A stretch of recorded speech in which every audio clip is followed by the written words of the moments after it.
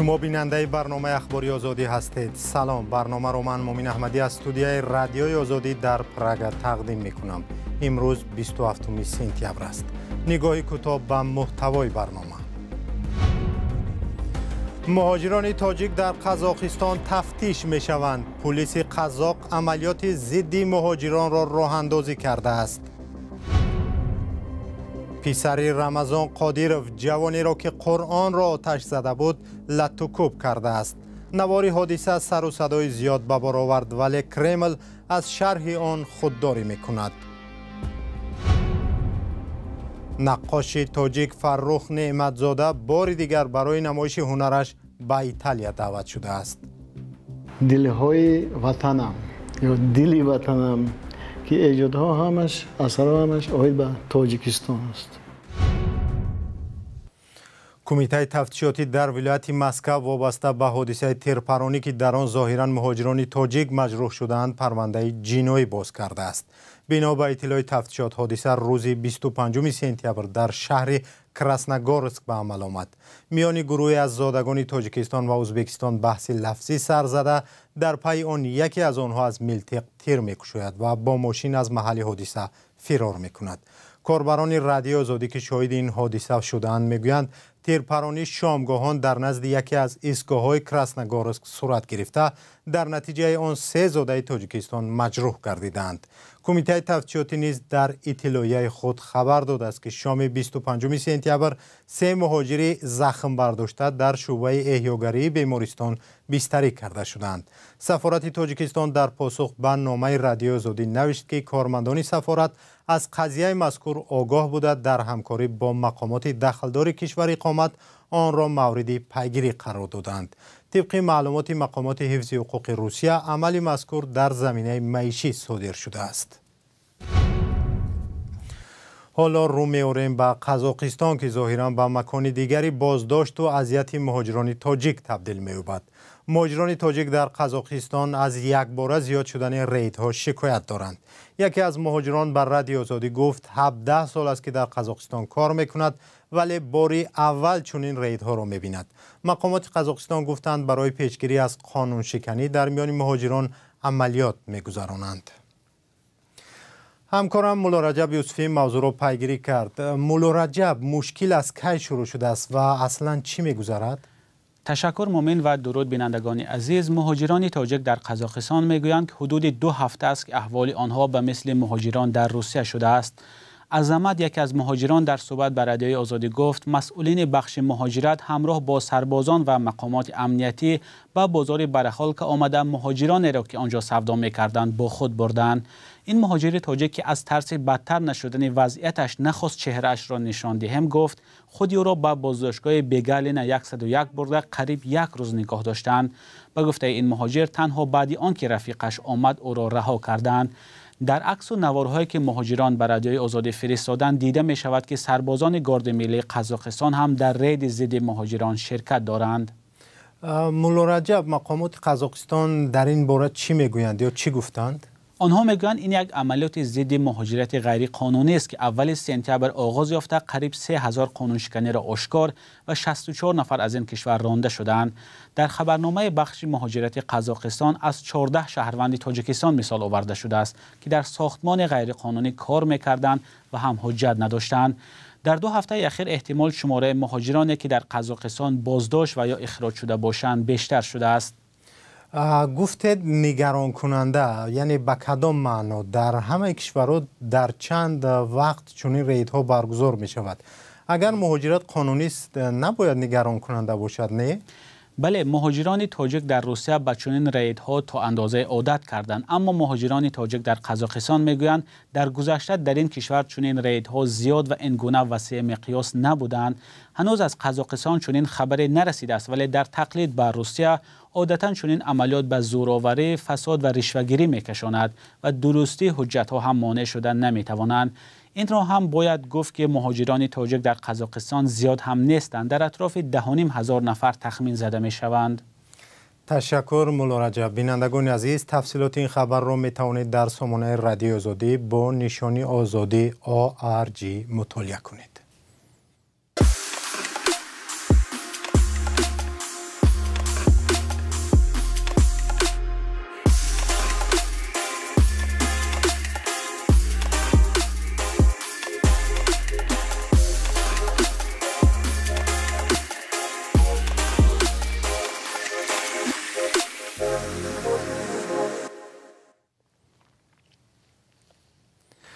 صحنه لطوکوبی بیرحمانه یک بازداشت شده از طرف پسر رهبر چچنیستان رمضان قادیروف زیاد بررسی می شود.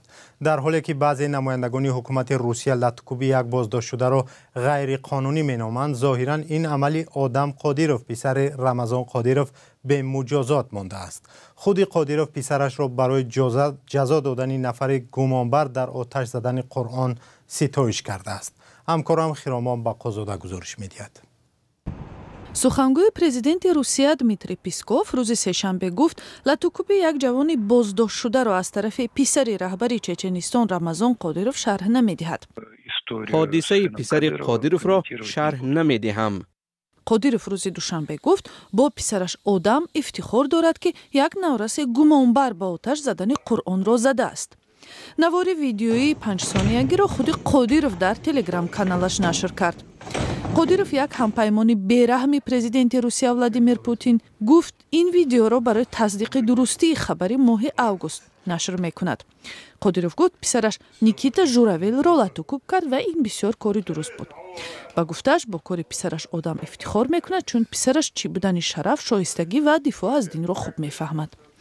لطوکوب شدن نیکیتا ژوراویل از طرف پسر قادیروف را وکالتدار حقوق انسانی روسیه خبر داده بود. تاتیانا ماسکالکووا گفت که گمانبر در بازداشتگاه باید مورد حمایت قانون باشد.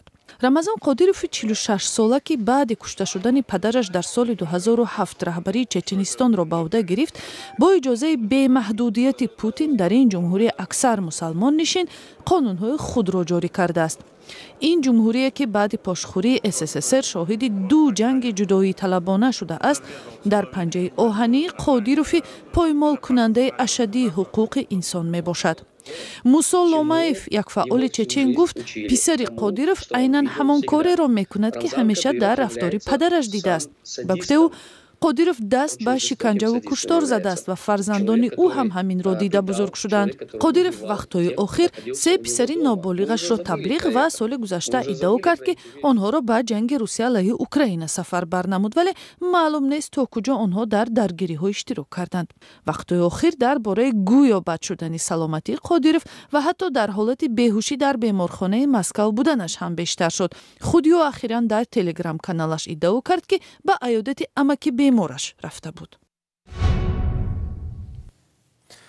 امروز خدمات مرزبانی آذربایجان میلیاردر ارمنی تبار شهروند روسیه روبن وردانیان را که زمانی در قره‌باغ کوهی سروزیر حکومت بوده است به حبس گرفتند.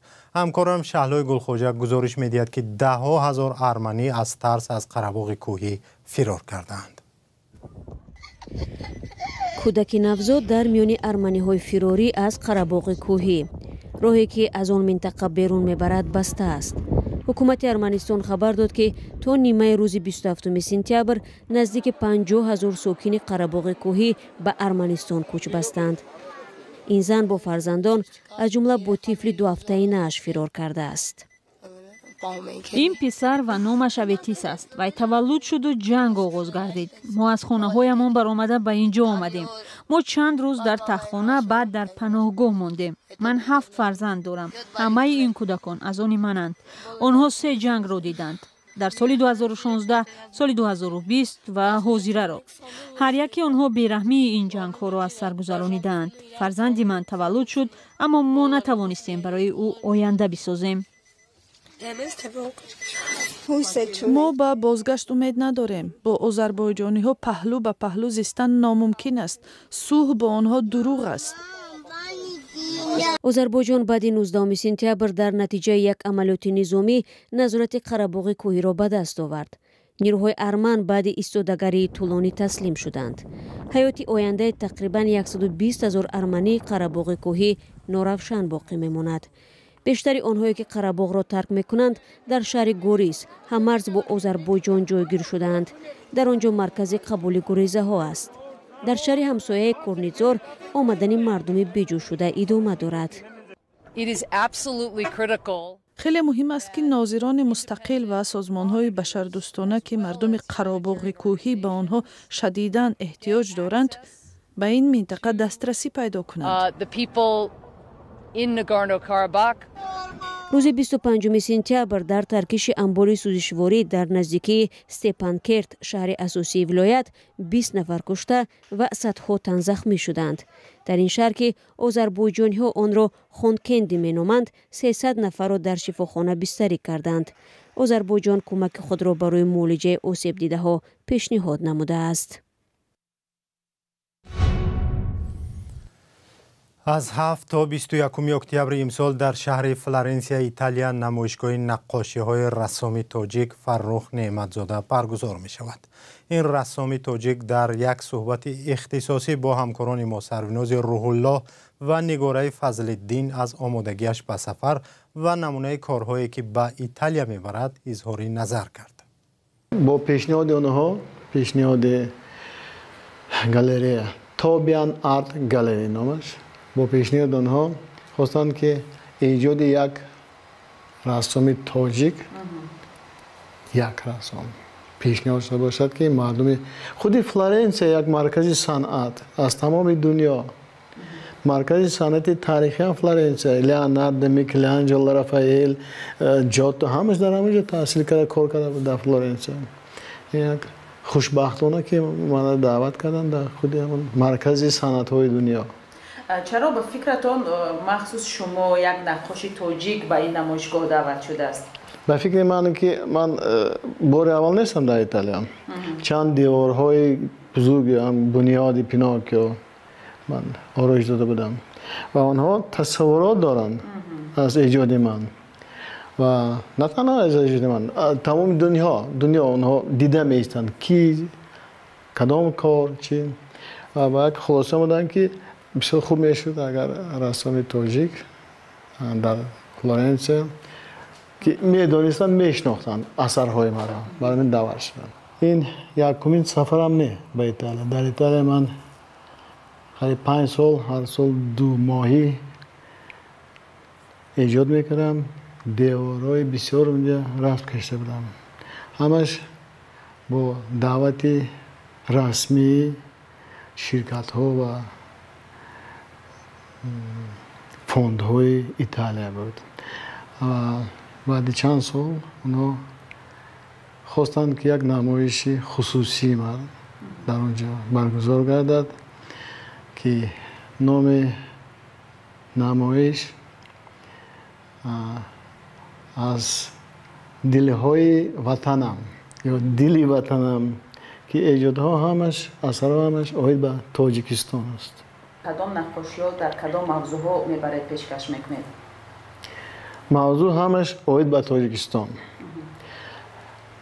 حاضره تاجیکستانی 4 فصله، تیر ماه زرین، بهار، نوروز، زمستان و تابستان تاجیکستان. یکی از اونها دیدن تابستانش، اینش بهار وقتی شکفتن گلها، این زمستان کوهستان.